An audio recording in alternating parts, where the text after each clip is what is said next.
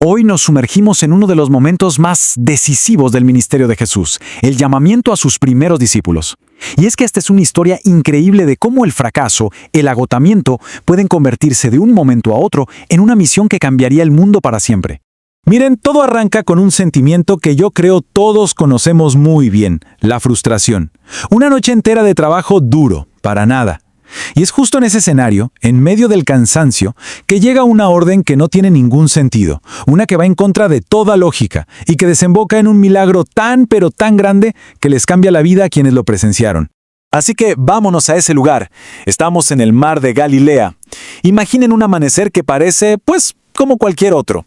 Las barcas ahí meciéndose tranquilamente en la orilla. Pero lo que parece un día más está a punto de convertirse en el escenario de algo verdaderamente extraordinario.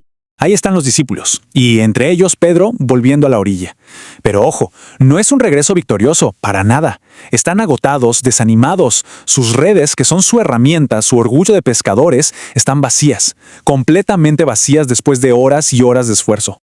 Y mientras ellos están lidiando con su propia frustración, por otro lado está Jesús. Él busca un momento de calma, pero la gente lo encuentra. La multitud empieza a crecer y a crecer. Se hace cada vez más densa, casi empujándolo. Todos ansiosos por escuchar lo que tiene que decir. Se siente la expectativa en el aire. Entonces, para manejar esta situación con la multitud, Jesús toma una decisión que es a la vez práctica y brillante. Simplemente se sube a la barca de Pedro, le pide que se aleje un poquito de la orilla y, listo, convierte esa humilde barca de pesca en una especie de púlpito flotante. Desde ahí, su voz puede llegar a todos sin que lo estén apretujando. Y aquí es donde vemos un contraste poderosísimo. Piensen en esto, la majestad del cielo, el honrado, revelando los grandes secretos de su reino. ¿Desde dónde? Desde un simple barco de pesca. Y no a reyes ni a sabios en un palacio, no, a la gente común, a la gente del pueblo, reunida en la orilla de un lago. Bueno, una vez que termina de enseñar a la gente, el foco de la historia cambia por completo.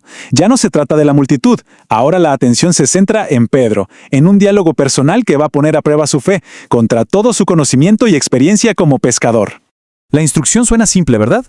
Dirígete mar adentro y echa la red. Pero para un pescador profesional, esto es absurdo. Le está pidiendo que vaya a aguas profundas a pescar de día. Esto va en contra de todo lo que sabe. La sabiduría de un pescador te dice que ese no es el momento ni el lugar para esperar sacar algo. Para entender por qué Pedro duda, es importantísimo ver cómo se sentía. No era solo cansancio físico, era algo mucho más profundo. Estaba abatido por la noche en vano, sí, pero también estaba preocupado por Juan el Bautista, que estaba encarcelado.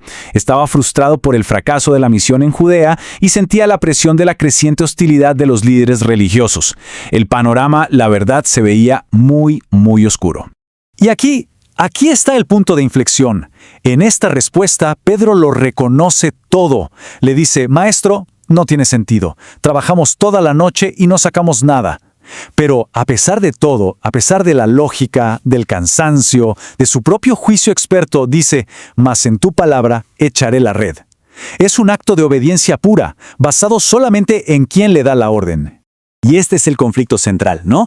Por un lado tenemos la lógica del experto, el conocimiento práctico ganado con años y años de trabajo en el mar. Y por el otro, un mandato de fe. Una orden que parece una locura, una pérdida de tiempo, pero que se obedece por pura confianza en el Maestro. Son dos mundos que chocan. Ese acto de obediencia de Pedro, esa decisión de confiar, desata algo que simplemente rompe con la realidad. Lo que viene a continuación no es solo una buena pesca, no. Es una demostración de poder tan abrumadora, tan innegable, que está más allá de cualquier cosa que pudieran imaginar. Todo pasa rapidísimo, como una reacción en cadena. Obedecen, lanzan la red y ¡boom! Al instante se llena con una cantidad tan salvaje de peces que las mallas empiezan a romperse. Es tanto el peso que tienen que gritarles a sus compañeros, a Santiago y a Juan, para que los ayuden. Y aún así, con 2 barcos, terminan tan llenos que casi se hunden. Y el número 2 aquí es clave. Fíjense, la pesca no fue suficiente para llenar un barco. No, llenó 2 barcos, y hasta el punto de que casi se van a pique. La magnitud de lo que pasó era simplemente inconcebible. Una sobreabundancia que desafiaba por completo las leyes de la naturaleza que ellos conocían. Ahora el foco cambia de nuevo. Pasamos de este milagro externo, de esta maravilla de los peces, a la transformación interna que provoca. Porque la pesca milagrosa es solo el catalizador para una revelación mucho más profunda, mucho más personal, que explota dentro de Simón Pedro. En ese preciso instante, para Pedro, los peces, la ganancia, el negocio, nada de eso importa ya. Se da cuenta de que no está frente a un buen maestro o un sanador, está frente a alguien que tiene un dominio absoluto sobre la creación misma. Y esto lo obliga a replantearse todo lo que creía saber sobre Jesús. Y llegamos al clímax emocional de la historia. Abrumado por la presencia de una divinidad tan pura, Pedro no siente alegría por la pesca. Lo que siente es un peso aplastante, el peso de su propia imperfección. Es un reconocimiento instantáneo, dolorosísimo, de su condición frente a la santidad que tiene delante. Pero fíjense, esta reacción de Pedro, aunque es muy personal, no es algo único. Es parte de un patrón. Es la respuesta humana natural cuando nos enfrentamos a la perfección de lo divino. Daniel se desmaya, Isaías se siente perdido, un hombre impuro. Pedro está sintiendo exactamente eso, la sensación de ser completamente indigno. Y es a partir de este momento, de esta humillación, de este autoconocimiento, de este punto bajísimo en el que se siente indigno, que se forja una nueva identidad y una nueva misión para él y para sus compañeros. Es increíble. La respuesta de Jesús es sorprendente. No hay condena, hay consuelo y propósito. Primero le dice, no temas, y luego redefine por completo su identidad. Toma su habilidad, su talento para pescar peces y lo transforma en una metáfora para su nueva vocación, reunir personas. Aquí se revela un principio que es fundamental.